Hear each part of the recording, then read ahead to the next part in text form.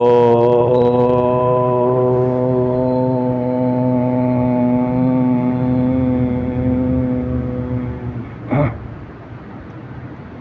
प्राणी आत्मा से कर्म भोगता है।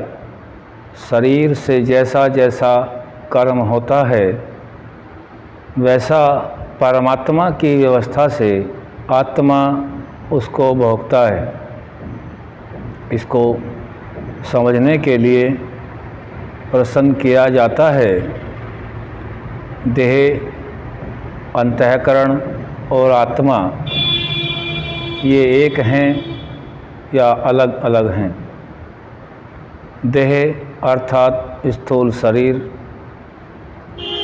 दूसरा अंतःकरण आत्मा। जैसे पत्थर को न तो भूख लगती न प्यास लगती और न ही उसको उष्ण या शीतोष्ण का भान होता है, ठीक वैसे ही जब यह आत्मा सूक्ष्म शरीर के साथ शरीर से बाहर हो जाता है, इस शरीर को भी न तो भूख लगती है न प्यास लगती है, न ही कोई इंद्रिय कार्य रूप में परिणित होती है। यह शरीर भी पत्थर की भांति निश्चेष्ट हो जाता है, कोई भी तो क्रिया नहीं करता।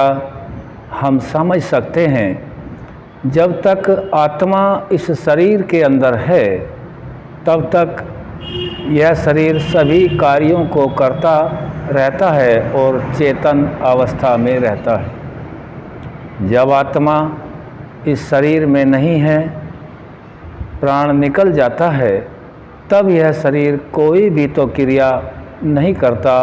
जैसा पत्थर होता है जड़ पदार्थ, वैसे ही यह शरीर भी हो जाता है।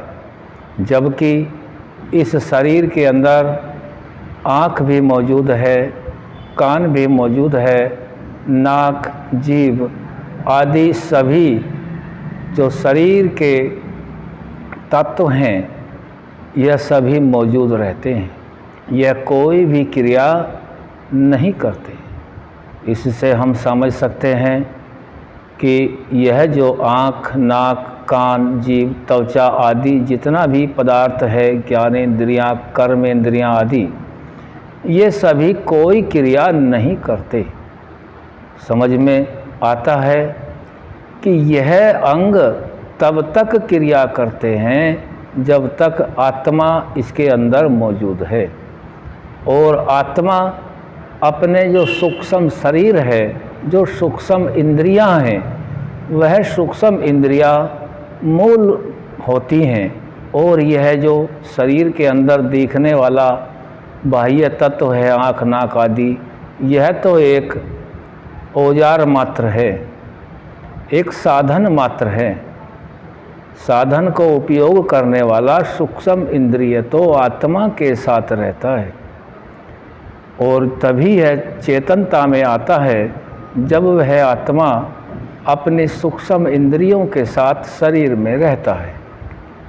इसीलिए यह शरीर कोई क्रिया नहीं करता जब आत्मा और उसके साथ रहने वाला सूक्ष्म शरीर नहीं रहता। यहाँ यह सिद्ध हो जाता है कि जिसके होने से जो होता है और जिसके न होने से नहीं होता है, वह गुण उसी का होता है। सूक्ष्म शरीर भी आत्मा के साथ रहने से ही क्रियाशील होता है। इसीलिए यह सब गुण केवल आत्मा का होता है, शरीर का नहीं होता। शरीर भी जड़ है और शरीर में ये साधन रूपी जो आँख, नाक आदि हैं, यह भी जड़ है। और तो और मन, बुद्धि आदि जो सूक्ष्म शरीर आत्मा के साथ रहता है, वह भी जड़ ही होता है। वह शरीर सूक्ष्म भूतों के अंशों से बना होता है जो आत्मा के साथ है। वह और जो शरीर है यह महाभूतों के अंशों से बना होता है, इसीलिए यह शरीर दृश्यमान होता है। जो महाभूत से बने पदार्थ हैं वह सभी दृश्यमान हैं और सूक्ष्म भूतों के अंशों से बना सूक्ष्म शरीर दृश्यमान नहीं है। वह सूक्ष्मता से ही आत्मा के साथ रहता है। केवल वह शरीर मुक्ति में ही अलग होता है, अन्यथा नहीं। चाहे कितने ही जन्म लेवे, करोड़ों लेवे या इससे अनंत शरीर धारण करता है आत्मा, जब तक वह सूक्ष्म शरीर इसके साथ रहता है। यहाँ हम सभी ने यह सिद्ध किया है कि ये शरीर अपने जो साधन दिखाई देने वाले हैं, यह देह यानी अंतःकरण, मन, बुद्धि आदि सभी जड़ होते हैं। चेतनता केवल आत्मा के साथ रहने से होती है। वही आत्मा परमात्मा की न्याय व्यवस्था में रह कर के जब भी शरीर की आयु पूर्ण हो जाती है या अन्य कोई कारण बनता है, परमात्मा की व्यवस्था से ही यह आत्मा अन्य शरीरों को प्राप्त होता है। शरीरांतर और स्थानांतर को प्राप्त होकर के किए हुए कर्मों का फल भोग करता है। ओम शम।